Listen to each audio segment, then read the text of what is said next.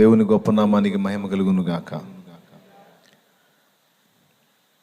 బలమై ఉన్న దేవునికి భూలోకంలో ప్రస్తుత బలము మనమే.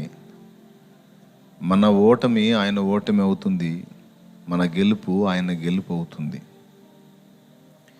మనం ఓటమి పాలై దేవునికి అవమానం కలిగించకుండానట్లు మన ఎదుట ఉంచబడిన పోరాటంలో విజయం పొంది దేవుణ్ణి మహిమపరచాల్సినటువంటి బాధ్యత మన మీద ఉంది. నీకోసం తన ప్రాణాన్ని పణంగా పెట్టి నిన్ను క్రయధనం, తన రక్తమునే క్రయధనంగా చెల్లించి కొనుక్కున్నాడు, నన్ను కొన్నాడు. మనల్ని విమోచించి మనందరి విషయంలో గొప్ప ఆశ, ఆసక్తి, ఆలోచన కలిగి ఉన్న ప్రభువుకి అవమానం కలిగించకుండానట్లు మనం బలవంతులమై శత్రువుని ఎదుర్కొని వాని సంబంధుల్ని అధిగమించి దేవుణ్ణి మహింపరచాల్సిన బాధ్యత మన భుజాల మీద ఉంది అని ఓ ప్రాముఖ్యమైన విషయాన్ని చిన్నవాని ద్వారా దేవుడు మనకు అందించాడు. అలాగే ఆ బలం మనం స్వతంత్రించుకోవటానికి ఏ విధంగా సాధన చేయాలి అనేటువంటి ఒక ప్రాముఖ్యమైన విషయాన్ని నేను అనుకుంటున్నాను. నేను అనుకోవటం కాదు, స్పష్టంగా దేవుడు నాతో మాట్లాడాడు. మరి మళ్ళొకసారి మీతో కూడా మాట్లాడాడని నేను అనుకుంటున్నాను. ఏ పొద్దు నేనే కనపడి నేనే చెప్పాలి, నేనే వాక్యం అందించాలి కాదు. నన్ను వెంబడించేటువంటి వాళ్ళు అసలు వాళ్ళ అనుభవాలు ఏంటి, వాళ్ళ ఎదుగుదల ఎంత, వాళ్ళ పరిపక్వత ఏమిటి. ఎందుకంటే దేవుడు నాకు ఇచ్చిన భారాన్ని బట్టి అంతా 1 నుంచి 5వ తరగతి వరకు చదువుకునేటువంటి పరిస్థితుల్లో ఏ పొద్దు నాకు స్వస్థత కావాలి, మా ఇంట్లో సమస్యలు పోవాలి, మేము సుఖంగా ఉండాలి, మేము బాగుండాలి, దేవుడిని జస్ట్ మేము వాడుకుంటూ ఉంటాము, దేవుడికి వందనాలు చేస్తాం, దేవుడికి కానుక వేసుకుంటాం, దేవుడికి మేము అది చేస్తాం ఇది చేస్తాం, మాకు అన్ని పరిస్థితులు చక్కదిద్దుకోవాలి, అన్నీ బాగుండాలనే రకాలను నేను ఇష్టపడను. కొంతమంది సంవత్సరాలు దేవుణ్ణి వెంబడిస్తూ ఉంటారు, కానీ అంతా కూడా వాడుకొని వదిలేసే టైపు. జీవితాంతం దేవుణ్ణి సబ్బును కానీ రుద్ది వాడినట్టు దేవుణ్ణి అలా వాడుకోవటానికి ఆలోచించేటువంటి వాళ్ళు కుప్పలుగా ఉన్నారు. దేవుని కొరకు నేను వాడబడాలి అనే ఆకాంక్ష కలిగిన వాళ్ళు బహు తక్కువ మంది ఉన్నారు. ఆ తక్కువ సంఖ్యను నేను ఇష్టపడతాను. దేవుణ్ణి వాడుకుందాం, సాదుకుందాం అనుకునే రకాలుగా దేవుని కొరకు నేను వాడబడాలి, దేవుని చిత్తం చేయాలి అంటే దేవుణ్ణి మన అక్కర్లు అడగటం తప్పని నేను అనట్లేదు. నువ్వు అడుగు, పొందుకో, దేవుని దగ్గర సహాయం ఉంది, ఆయన తప్పకుండా నీకు అనుగ్రహిస్తాడు. కానీ సంవత్సరాలు అచ్చంగా ఆయన వాడుకునే సెక్షనే కాకుండా ఆయన కొరకు వాడబడాలనే ఆకాంక్షతో కొంతమేర నేను నీ దగ్గర నుండి పొందాను ప్రభువా, ఇదిగో నేను నీ కొరకు ఫలించాలనుకుంటున్నాను, నన్ను ఆశీర్వదించనే వ్యక్తులు కొంతమంది ఉన్నారు. అలాంటి వారి కొరకు నేను ఆశపడుతున్నాను. సో నన్ను వెంబడించే వాళ్ళందరి నుంచి ఈ ఫలాన్నే నేను కోరుకుంటాను. కొన్ని సంవత్సరాలు నువ్వు దేవుని సన్నిధిలో కూర్చొని దేవుని వర్తమానాలు విని ఆత్మీయంగా బలపడిన తరువాత నీ ప్రారంభ స్థితికి కొన్ని సంవత్సరాలు గడిచిన తర్వాత స్థితికి ఖచ్చితంగా మార్పు కనబడాలి. సువార్త చెప్పే అవకాశం నీకు వస్తే తప్పనిసరిగా ధైర్యంగా సువార్త చెప్పగలగాలి. సాక్ష్యం ఇచ్చే అవకాశం నీకు వస్తే తప్పనిసరిగా గంభీరంగా సాక్ష్యం ఇవ్వాలి ప్రభువుని గురించి. ప్రార్థన చేసే అవకాశం నీకు వస్తే తప్పనిసరిగా ఎదుటి వ్యక్తుల కోసం పూర్తి విశ్వాసంతో ధైర్యంగా ప్రార్థన చేయాలి. ఒక దురాత్మను వెళ్ళగొట్టే అవకాశం నీకు వస్తే నీకు ఇచ్చిన అధికారాన్ని గుర్తుపట్టి దేవుని అధికారంతో నువ్వు దాన్ని గద్దించి దూరపరచాలి. సైతాను బంధకాల్లో బందీలైనటువంటి వ్యక్తులు నీ కళ్ళ ముందు కనబడితే వాళ్ళని బంధ విముక్తుల్ని చేయడానికి నీ వంతు పోరాటం చేయడానికి నువ్వు కృషి చేయాలి. అలాగే దేవుని సన్నిధిలో పరిచర్య చేసే అవకాశం వస్తే తప్పనిసరిగా నీకు దేవుడిచ్చిన అవకాశాన్ని వినియోగించుకొని నువ్వు ఎందులో వాడబడగలవో అందులో తప్పనిసరిగా నువ్వు తగ్గించుకొని అది విస్తళ్ళెత్తేసే పరిచర్య కావచ్చు, లేకపోతే బాత్రూమ్స్ శుభ్రం చేసే పరిచర్య కావచ్చు, అది ఏదైనా A to Z ఏది దేవుని సన్నిధిలో అవకాశం వస్తే అది చేయడానికి నువ్వు సిద్ధపరచుకోవాలి. అట్లా ఏదో ఒక మెట్టులో, ఏదో ఒక స్థానంలో, ఏదో ఒక అంతస్తులో దేవుని కొరకు నువ్వు వాడబడేటువంటి ఆ అనుభవాన్ని నేను నీ నుండి ఆశిస్తాను. నేనే కాదు, ప్రతి దైవజనుడు కూడా ఇదే ఆకాంక్షతో సంఘాన్ని నడపాలి. సంఘం దేవుడు దైవజనునికి అప్పగించినప్పుడు ఏమి తెలియని బిడ్డల్ని అప్పగిస్తాడు. కొన్ని సంవత్సరాల తర్వాత వాళ్ళని గొప్పవారుగా తీర్చిదిద్దమని దేవుడు దైవజనునికి ఆజ్ఞ జారీ చేస్తాడు. ఆ ఆజ్ఞను శిరసా వహించినవాడు కాబట్టి హెబ్రీ పత్రిక 5లో పౌలు భక్తుడు అంటాడు, 5:12, కాలమును బట్టి చూచితే మీరు బోధకులు కావలసి ఉండగా క్రీస్తును గూర్చిన మూలోపదేశాలు మళ్ళా మీకు ఒకటి చెప్పాల్సి వచ్చింది అని. అంటే హెబ్రీయులను గురించి పౌలు పడుతున్న బాధ అది. సంవత్సరాలు మీరు విన్నారు, ఎన్నో సంగతులు తెలుసుకున్నారు, కానీ ఇటు విని ఇటు వదిలేశారు. అవి మీ మనసుల్లోకి తీసుకోలేదు, వాటిని అనుసరించి బ్రతకడానికి ప్రయత్నించలేదు, వాటిని హృదయంలో భద్రం చేసుకొని ఒక అంతస్తు మీరు ఎక్కలేదు. సంవత్సరాలు అయితే గడిచిపోయినాయి, కానీ 10th ఉండాల్సిన వాళ్ళు ఇంకా 1లోనే కూర్చున్నారు. మీకు బుద్ధి లేదా అన్నట్టు మాట్లాడాడు ఆయన. మిమ్మల్ని చూస్తే నాకు సిగ్గు కలుగుతుంది అన్నట్టు మాట్లాడాడు. సో ప్రతి కాపరికి, ప్రతి దైవజనునికి ఒక లక్ష్యం ఉంది. సంఘాన్ని దేవుడు అప్పగించేటప్పుడు వాళ్ళని ఏ అంతస్తుకు తీసుకొని రావాలో పౌలు సాక్ష్యం ఇస్తున్నాడు. కాలమును బట్టి చూస్తే మీరు బోధకులు కావాలి. అంటే తెలియని వాళ్ళకు తెలియజేసే అంతస్తుకు మీరు రావాలి. అకులా, ప్రిస్కిల్లా, అకులా అంటే పురుషుడు, ప్రిస్కిల్లా స్త్రీ. కానీ విద్వాంసుడు, పండితుడు, మేధావి అయిన అపోల్లోకి అకుల ఒక్కడే కాదు, ప్రిస్కిల్లా కూడా వాక్యం చెప్పగలిగింది. ప్రీచర్కే ఈ ఇద్దరు కలిసి ప్రీచ్ చేశారన్నమాట. ఒక సీనియర్ మోస్ట్ ప్రీచరు, కాకపోతే క్రీస్తుని కూర్చున్న అవగాహన కొద్ది గొప్ప ఉంది, ఆ ఉన్నదాంతోనే మండుతున్నాడు. అలాంటి అపోల్లోని వీళ్ళు దర్శించి అతని యొక్క ఆసక్తిని గుర్తించి అతని ఇంటికి ఆహ్వానించి అతనికి ఆతిథ్యం చేసి క్రీస్తు మార్గమును మరి ఎక్కువగా విశదపరిచి అపోల్లోని లైన్లో దించారు. ఆ అపోల్లోకి ఉపదేశం చేసినప్పుడు ఓన్లీ అకుల ఒక్కడే కాదు, ప్రిస్కిల్లా కూడా ఉంది. సో ఈ ఉపదేశాన్ని పొందుతున్న వాళ్ళలో ఓన్లీ పురుషులే కాదు, స్త్రీలు కూడా లైన్లోకి రావాలి. అందుకనే నేను ఒక్కడనే పెద్దాకలా మాట్లాడటం కాకుండా తర్వాతి వాళ్ళకు కూడా అవకాశం కల్పిస్తూ, లైవ్లో చూస్తున్నటువంటి వాళ్ళు, ఇక్కడ మీరు నా ఎదుట లైవ్లో ఉన్న వాళ్ళు అందరికీ కూడా ఒక పాఠం ఏంటంటే, ఈ ప్లేస్లోకి మీరు కూడా వచ్చి దేవుణ్ణి మహింపరచడానికి, దేవుణ్ణి ప్రకటించడానికి నేను ఎప్పుడూ ఆహ్వానం పలుకుతానే ఉంటాను. అందుకు తగిన విధంగా మీరు సిద్ధపడి, మీరు దేవుని ఆత్మయందు బలమునుంది, మీ ఆత్మయందు బలమునుంది తప్పనిసరిగా మీరు సిద్ధపడితే, నా స్థానంలో నేను ఒక్కడనే నిలబడాలి, పొద్దస్తమానం నేనే చెప్పాలి, మీ బతుకు కాలం అంతా మీరే వినాలి, నా బతుకు కాలం అంతా నేను చెబుతానే ఉండాలి అని నేను అనుకోను. కానీ ఇక్కడ మీరందరూ కూడా నిలిచి అనేకులకు ప్రకటించాలని, ఇక్కడే కాదు నేను ఎక్కడ నిలిచినా అక్కడ మీరు నిలిచి ప్రకటించాలని మీ అందరి విషయంలో నాకున్న ఆశ, ఆకాంక్ష. ఈరోజు చిన్నవాడిని దేవుడు వాడుకున్నాడు, నాతో మాట్లాడాడు, నేను తృప్తి చెందాను. మీ క్లారిటీ ఉంది కదా, చెప్పిన అంశం తను చెప్పింది మీతో దేవుడు మాట్లాడిన అనుభవం మీకుందా? ఇప్పుడు మాట్లాడాడనే అనుభూతి మీకు కలిగిందా? రైట్. ఇక అతన్నేం పొగడాల్సిన అవసరం లేదు. మీకు చక్కగా ఉపదేశం అందింది అంటే అతని కోసం ప్రార్థన చేయండి, ప్రోత్సహించండి, తప్పులేదు. కానీ ఏదన్నా ఘనపరచాలనుకుంటే దేవుని ఘనపరచండి.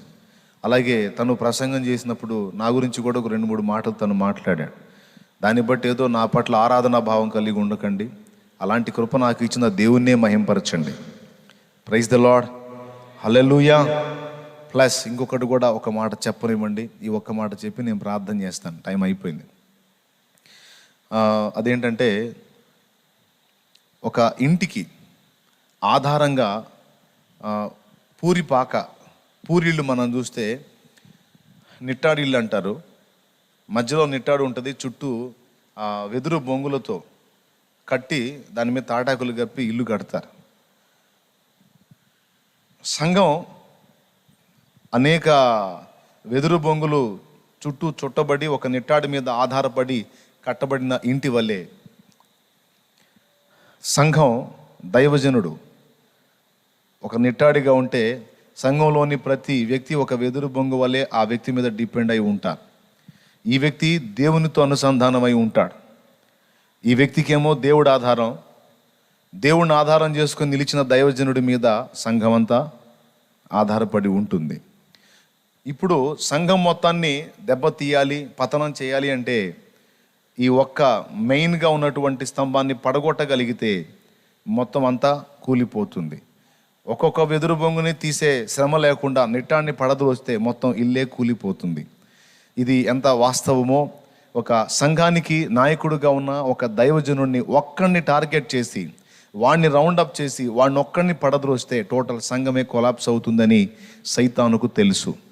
అందుకే ఒక సాధారణ విశ్వాసికి ఎదురయ్యే శోధనల కంటే కూడా ఆత్మీయ జీవితంలో పరిపక్వత చెంది ఒక మెట్టు ఎక్కి ఒక అంతస్తుకు చేరి విస్తారమైన పండ్లు ఫలించేటువంటి పరిస్థితుల్లోకి వచ్చిన దైవ జనాంగానికి ఎక్కువ శోధన ఉంటుంది. ఒక సాధారణ విశ్వాసితో పోలిస్తే ఎంత పరిపక్వత చెందుతాడో, ఎంత అభివృద్ధి చెందుతాడో, ఎంత విస్తరిస్తాడో స్పిరిచువల్ లైఫ్లో అంత శోధనని అతడు ఫేస్ చేయాల్సి ఉంటుంది. కాబట్టి మీరు చేయాల్సింది ఏంటంటే, ఒకవేళ నా ఆత్మీయత మీకు నచ్చితే, నాకు దేవుడిచ్చినటువంటి భక్తి క్రమం మీకు నచ్చితే దాన్ని ప్రశంసిస్తూ పొగుడుతూ శాలేమన్నా అంత శాలేమన్నా ఇంత అనకుండా, వీడు పతనం కాకుండా, ఇతని ఆత్మీయ జీవితం ఎఫెక్ట్ కాకుండా, ఇతడు ఇంకా దేవుని కృపలో ముందుకు సాగిపోవున్నట్లు మీ ప్రార్థనలో నన్ను ఎత్తిపట్టండి. మీరు ఏదో నేను చెప్పిన మాటో పాడిన పాటో నచ్చి మీరు నన్ను ప్రశంసించడం కాకుండా మీరు నాకు ఏదన్నా హెల్ప్ చేయాలంటే మీ పైసల్ని కూడా నేను ఆశించను. ఎందుకంటే ధనమూలమైన పరిచర్య కాదు ఇది. డబ్బు కోసం వెంపర్లాడి, డబ్బు కోసం ఏదో ట్రిక్కులు వెతుక్కొని డబ్బుని సంపాదించి లేదా డబ్బుని చేతిలో పెట్టుకొని చేయాలనే క్రమంలో నడుస్తున్న పరిచర్య కాదు. నశించిపోతున్న ఆత్మల సంపాదనే జీవిత లక్ష్యంగా పెట్టుకొని ఆత్మల సంపాదన కొరకు, ప్రభు మహిమ కొరకు, రక్షింపబడిన ఆత్మల ఆత్మీయ క్షేమాభివృద్ధి కొరకు, సంపూర్ణ సిద్ధి కొరకు ఇవి లక్ష్యంగా పెట్టుకొని అపోస్తలులకు ఒక్కసారి అప్పగింపబడిన సత్య బోధలోనికి నాకు అప్పగింపబడినటువంటి మందను, అలాగే నన్ను ప్రేమించి వెంబడించే బిడ్డలందరినీ మరి ఆ సత్యంలోకి తీసుకొని రావడానికి నా వంతు నేను పోరాడుతున్నాను. సో మీరు నాకు చేసే హెల్ప్ ఏంటో ఒకసారి దేవుని వాక్యంలో నుండి నేను మీకు చూపిస్తాను. మీరు నాకు సహాయం చేయాలనుకుంటే పౌలుకి కొరింథీ సంఘస్థులు సహాయం చేశారంట. అదేందో ఒకసారి ఒక్క వచనం చూద్దాం. 2 కొరింథీ పత్రిక 1వ అధ్యాయము 10వ వచనం. ఆయన అట్టి గొప్ప మరణం నుండి మమ్మల్ని తప్పించెను, ఇక ముందుకు నువ్వు తప్పించును. మరియు మా కొరకు ప్రార్థన చేయుట వలన మీరు కూడా సహాయము చేయుచుండగా ఆయన ఇక ముందుకును మమ్మల్ని తప్పించునని ఆయన యందు నిరీక్షణ గలవారమై ఉన్నాము. చూసారా? మరియు మా కొరకు ప్రార్థన చేయుట వలన మీరు కూడా సహాయము చేయుచుండగా, మా కోసం ప్రార్థన చేస్తున్న మీరు మాకు హెల్ప్ చేస్తున్నారు అంటున్నాడు పౌలు. సో ఒక సేవకుడిగా మీరు నాకు ఏదన్నా హెల్ప్ చేయాలి అనుకుంటే మీ డబ్బు, లేకపోతే మీరు ఇచ్చే ఇంకొకటి లేదా మీ పొగడ్త, మీ ప్రశంస, ఇవన్నీ తర్వాత పక్కన పెడదాం. సో మీరు నా కోసం నిజంగా నన్ను ప్రేమించి అభిమానిస్తే నా కొరకు ప్రార్థనలో నా పేరెత్తి ప్రార్థన చేయండి, నన్ను ప్రార్థనలో ఎత్తి పట్టండి, ప్రార్థనలో నన్ను ప్రభువుకి అప్పగించండి, ఆయన భద్రతకు అప్పగించండి. ఇంకా స్పిరిచువల్ లైఫ్లో ఇంకా ఎదగాలి. నేను ఎంత ఎదిగితే సంఘానికి అంత క్షేమం, నేను దేవునికి ఎంత సమీపమైతే ప్రజలకు అంత క్షేమం కనుక, నేనే కాదు ప్రతి దైవజనుడు. సో మీరు నన్ను వెంబడిస్తున్నారు కనుక నా విషయమై ప్రార్థన చేయాల్సిన బాధ్యత మీ అందరి మీద ఉంది. మీ అందరినైతే నేను దేవుని సన్నిధిలో ఎత్తి పట్టుకుంటాను, ప్రార్థన చేస్తాను, అనేక మందికి చెప్పి మరీ చేయిస్తాను. సో ఈ విషయాలు గుర్తుపట్టి మీరు నాకు హెల్ప్ చేస్తారని నేను ఆశిస్తాను. ఎంతమంది చేస్తారు? రైట్, ఇక్కడ కూర్చున్న వాళ్ళు, అలాగే లైవ్లో ఎంతమంది ఉన్నారో తెలియదు కానీ వారందరూ కూడా మీరు కూడా నాకు ప్రార్థనలో హెల్ప్ చేస్తారని నేను ఆశిస్తున్నాను. ఈ లోక మురికి అంటకుండా, జీవపడంబ పాపాల్లో పడకుండా, ఏ విధమైన ఇచ్చలకు చిక్కబడకుండా, సాక్ష్యాన్ని పోగొట్టుకోకుండా, ఆ ప్రార్థనా జీవితాన్ని లాస్ కాకుండా, ఏకాంతపు అనుభవాలు చల్లారిపోకుండా, దేవుని పనికి ఆటంకాలు, అవరోధాలు కలగకుండా తప్పకుండా మీరు ప్రార్థన చేయండి. ఉన్నది ఓపెన్గా చెప్పి నేను నా విషయమే మీకు అందిస్తున్నాను. అలాగే మీకోసం కూడా నేను ప్రార్థన చేస్తాను. అలాగే చివరిలో ఆ చిన్నోడు చెప్పిన మాట అక్షర సత్యం, నిజం నిజం నిజం. నేను ఇంతవరకు పని చేశాను, ఈ చేసినటువంటి పని ఏదైనా ఫలింపు చూశాను అంటే ఆ రహస్యం అంతా కూడా ఏకాంతంగా నేను దేవుడు కలుసుకున్న ఘట్టంలోనే జరిగింది, కానీ మరో విధంగా జరగలేదు. ఆత్మల్ని క్రీస్తు కొరకు సంపాదించడానికి వేరే ట్రిక్కులేవి నేను ప్లే చేయలేదు. మనుషుల సైకాలజీని ఉపయోగించి వాళ్ళని ఏదో ఇంకొక రకంగా మభ్యపెట్టి ఏదో చేద్దామనేది చేయలేదు. ఎందుకంటే దేవుని వాక్యం కాస్త కూస్త అవగాహన ఉంది నాకు. పోరాటము నియమ ప్రకారం పోరాడాలి. జట్టి అయిన వాడు పోరాడున్నప్పుడు నియమ ప్రకారం పోరాడాలి. నియమం తప్పి ఒకవేళ పోరాడి గెలిచినా అది ఓటమితో సమానం. దానివల్ల దేవుడు సంతోషించడు. సో దేవుడు నిర్ణయించినటువంటి హద్దుల్లో, నియమాల్లో, ఆ కట్టడిలోనే నేను ప్రయాణం చేయాలని నిర్ణయించుకున్నాను. కాబట్టి రకరకాలుగా ఏదేదో ప్లాన్లు గీసి ముందుకెళ్ళాలనుకోలేదు. దేవుడు నమ్మదగిన వాడు. ఆయన పాదాలనే పట్టుకుంటే ఆయన ఎంతటి కార్యమైనా నా కొరకు చేస్తాడని ఒక పనికి వెళ్ళేటువంటి ఒక కూలివాడు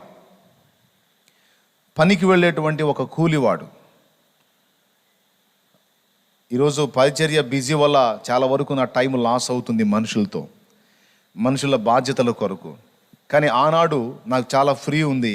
ఆ ఏకాంతపు అనుభవం, నా అనుభవం ఎలా ఉంటుందంటే, ఒక వర్కర్ పనికి వెళ్ళేటప్పుడు క్యారియర్కి అన్నం పెట్టుకొని చక్కగా వెళ్ళి ఆ వర్క్ చేసే దగ్గర ఉదయం 9 గంటల నుండి 12:30 దాకా లేదా 1 గంట దాకా చేస్తాడు. మధ్యాహ్నం అన్నం తింటాడు. తర్వాత 2 దాకా ఉండి మళ్ళీ 2 దగ్గర నుంచి మళ్ళీ వర్క్ చేస్తాడు. సాయంత్రం 6 ఇంటికి వస్తాడు. ఇదే విధంగా నేను అలా అది దృష్టిలో పెట్టుకొని ప్రయాసపడ్డా. ప్రొద్దున్నే సిద్ధపడి వెళ్ళి కొన్ని గంటలు అక్కడ అప్పచెప్పేవాడిని, దేవునితో గడిపేవాడిని, ధ్యానించుకునేవాడిని, మాట్లాడుకోవటం, అలాగే మళ్ళా రావటం, భోంచేయటం, మళ్ళా పోవటం. అలాగా సమయం ఏమాత్రం దొరికినా ఇక మళ్ళా సంఘ సంబంధమైన బాధ్యతలు ఉంటే అక్కడ దేవునికి ఇవ్వాల్సిన సమయం దేవునికి ఇచ్చిన తర్వాత వచ్చి సంఘ బాధ్యతలు నెరవేర్చేవాడిని. ఆనాడు నా తోటి సహోదరులు కూడా పాపం మంచిగా ఎంకరేజ్ చేశారు. ఎందుకంటే వాళ్ళలో ఒకటిగా నేను ఉన్నాను. ఈరోజు కొంచెం పరిచర్య విస్తరించిన కారణం చేత మరి వాళ్ళు నన్ను దూరంగా ఉంచడం కాదు, కానీ అతని రేంజ్ ఎక్కడ, అతను స్థాయి మారిపోయింది, మనం కిందనే ఉన్నాం, అతను ఎక్కడికో వెళ్ళిపోయాడు కాబట్టి ఇంకా అతనితో మనం ఏం కలుస్తామని వాళ్ళు పాపం ఎక్కడో నన్ను ఊహించుకొని ప్రేమగా పక్కన పెట్టేశారు. కొంతమేర అది నాకు నష్టమైంది. నా సహోదరులు, ఇక్కడున్న స్థానిక సేవకుల్లో కొంతమంది ప్రేమగా నన్ను పక్కన పెట్టడం కొంత ఆత్మీయ నష్టానికి దారితీసింది నాకు అది. ఎందుకంటే కొంచెం పరిచర్యలో ఉన్నప్పుడు అందరూ ప్రేమగా పలకరించి చక్కగా ఎంకరేజ్ చేసి వాళ్ళతో కలిసి దేవుని సంబంధమైన కార్యాల్లో ఏకీభవించను. ఇప్పుడు ఈ పరిచర్య వల్ల చూడటానికి విస్తారమైన ప్రజలు నా చుట్టూ ఉంటారు, కానీ యేసు తప్ప నాకెవరూ లేరు. నేను ఒంటరిని. మనుషరీత్యా చూస్తే ఒంటరినే, ఆయన తప్ప నాకెవరూ లేరు. ఎందుకంటే ఎంతమంది నా చుట్టూ ఉన్నా, ఎంతమంది నాతో ఉన్నా, నాకు సరిపోయినటువంటి పర్సన్ ఎవరైనా ఉన్నారు అంటే యేసయ్య ఒక్కడే. కాబట్టి ఆత్మీయ అంతస్తులోకి ఎక్కుతున్నానన్న ఆనందంలో చూసుకున్నాను, దేవుని కార్యాలు కూడా జరుగుతున్నాయన్న ఆనందంలో చూసుకున్నాను. కానీ చిన్నగా నన్ను దేవుడు ఒంటరితనంలోకి తీసుకొస్తున్నాడని గుర్తించలేకపోయాను. కానీ అది క్షేమమే. ఇప్పుడు ఎలాగుంది నా పరిస్థితి కనుక తప్పనిసరిగా మీ ప్రార్థనలో జ్ఞాపకం చేసుకోండి. నేను కింది స్థాయిలో ఉన్నప్పుడు శోధన తక్కువ. మళ్ళీ చెప్తున్నాను, వినండి, నా గురించే చెప్తున్నాను. కింది స్థాయిలో ఉన్నప్పుడు అందరితో కలివిడిగా అందరికీ ఈక్వల్గా ఉన్నప్పుడు శోధన తక్కువ, భద్రత ఎక్కువ. ఇప్పుడు ఒంటరిని అయిపోయాను కాబట్టి శోధన ఎక్కువ, ఆదరణ తక్కువ, భద్రత కూడా తక్కువే. అర్థమైందా? ఇది అర్థం చేసుకోవాలంటే ఆ మెట్టుకు వస్తేనే అర్థమవుతుంది. సామాన్యంగా అర్థం కాలే. ఈ లైవ్లో ఉన్న వాళ్ళకి కొంతమందికి అర్థమైద్ది. దేవునికి స్తోత్రం కలుగును గాక. ఎందుకంటే కొంతమంది సీనియర్స్ ఉన్నారు, వాళ్ళకి అర్థమైద్ది. కాబట్టి శోధన అనగానే వీళ్ళు వికృతంగా ఊహించుకోవాకండి. ఏ విధమైనదైనా కావచ్చు, ఎన్నో రకాల రౌండ్ చేస్తూ ఉంటాయి కనుక ఎక్కడ ఏ విధంగా కూడా నేను అభ్యంతర పడకుండా ప్రారంభం నుంచి చెప్పుకుంటూనే వస్తాను. మీరు ప్రార్థన చేస్తూనే వచ్చారు, ఇప్పుడు కూడా చెప్తున్నాను, తప్పకుండా ప్రార్థన చేయండి. అది హెల్త్ మీద దాడి జరగవచ్చు, మానసికంగా ఒత్తిడికి గురి కావచ్చు, లేదా జీవపు డంబం, అదొక టైపు శోధన, ఆ విధమైన శోధన కావచ్చు, ఆర్థిక సమస్యల శోధన కావచ్చు, ఇతరత్ర ఏ విధంగానైనా సరే, నేనున్న ప్రాయాన్ని బట్టి, నాకు దేవుడిచ్చిన తలాంతుల్ని బట్టి, అది ఏ విధంగానైనా నన్ను రౌండ్ చేయొచ్చు. సో సైతాన్ ఎప్పుడు కూడా కాచుకొని ఉంటాడు, వాడి బ్యాచ్ టార్గెట్ చేస్తూ ఉంటారు, నన్నే కాదు ప్రతి ఆత్మీయ నాయకుడిని. కాబట్టి ఒక సామాన్య విశ్వాసి కంటే కూడా దైవజనుడికి ఎక్కువ శోధన ఉంటుంది కనుక తప్పనిసరిగా అతని ప్రార్థనలో మీరు జ్ఞాపకం చేసుకోవాలి. అది మీ బాధ్యత. అలాగే మీరు కూడా స్పిరిచువల్గా ఎదగటానికి ఆ ఏకాంత ప్రార్థనను తప్పకుండా సాధన చేయండి. మీలో చాలామంది సేవ చేయాలనే ఆశతో ఇక్కడికి వచ్చారు, దేవుని పని చేయాలి, దేవుని కొరకు నేను గొప్ప కార్యాలు సాధించాలి, నేను నేర్చుకోవాలని వచ్చారు కనుక ఈరోజు మళ్ళా గుర్తు చేస్తున్నాను, ఆయన పాదాల దగ్గరే సమస్తము ఉంది.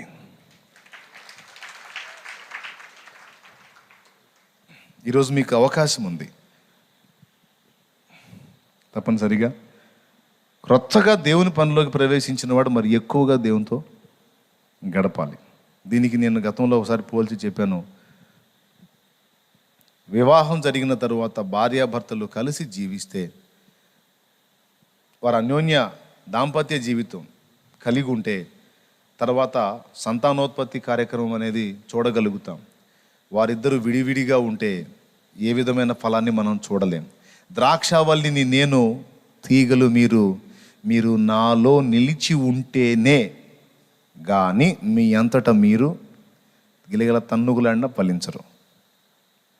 కాబట్టి మీరు నాలో నిలిచి ఉండడానికి జాగ్రత్త తీసుకోండి. అప్పుడు నా సారం మీలోనికి వస్తుంది, ఫలితంగా మీరు గొప్ప కార్యాలు చూడగలుగుతారు, సాధించగలుగుతారని దేవుడు చెప్తున్నాడు కనుక ఏదో ప్రసంగం నేర్చుకుంటే సరికాదు. హలో, మళ్ళీ చెప్తున్నాను, ప్రసంగం నేర్చుకుంటే సరికాదు, వచ్చిన వ్యక్తి కోసం జస్ట్ చిన్న ప్రార్థన చేయటం నేర్చుకుంటే సరికాదు. కానీ దేవునితో ఏకాంతంగా ఎక్కువ కలుసుకోవటం సాధన చేసిన వాడు దేనైనా సాధించగలుగుతాడు, గొప్ప విజయాలు చూడగలుగుతాడు. మనం సక్సెస్ అవ్వాల్సింది ఎక్కడ యేసును కలుసుకునే ఆ మెట్టులో ఒక వ్యక్తి సక్సెస్ కాగలిగితే దేవుని జీవం ఆ వ్యక్తిలో నుండి లోకంలోకి ప్రవహిస్తుంది. గొప్ప ఉజ్జీవకర్తగా, అది పురుషుడు కావచ్చు, ఆమె స్త్రీ కావచ్చు, ఎవరైనా కావచ్చు, గొప్ప ఉజ్జీవకర్తలుగా దేవుడు వాళ్ళని తన అభిషేకంతో నింపి అలా చేయగలుగుతాడు. కాబట్టి ఈ మాటలన్నీ కూడా మీ ఆంతర్యాల్లో భద్రపరచుకోండి. దేవుడు మనకు తోడై ఉండి సహాయం చేయనుగాక. Amen, amen.